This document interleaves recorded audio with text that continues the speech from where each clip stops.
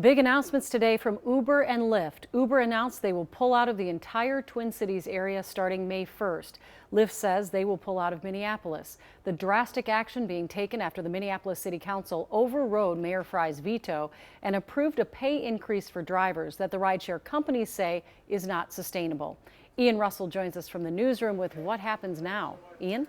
Yeah, Julie, well, there are roughly 12,000 rideshare drivers across Minnesota, with thousands of them located here in Minneapolis. Drivers in the city council say this is a huge win for them, but there are others who say this will actually put thousands out of a job. And Uber and Lyft are doubling down on this, promising to pull out of Minneapolis and Uber the entire Twin Cities metro on May 1st. Aye. As the votes came in, Aye.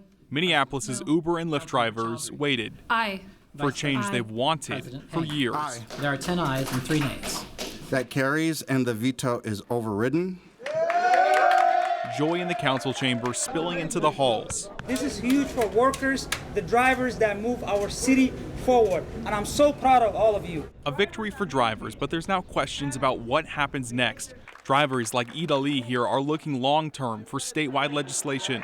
And we hope that the state will listen to what Minneapolis did, and it has to take this as an example. In the short term, Minneapolis leaders are now worried about what's to come. Both Lyft and Uber say they are not bluffing and will leave on May 1st. Everyone wants to see Uber and Lyft drivers get paid more.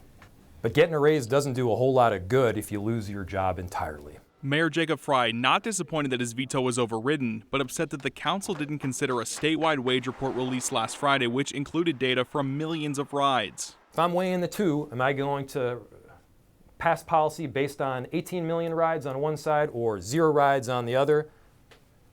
I'm going with 18 million.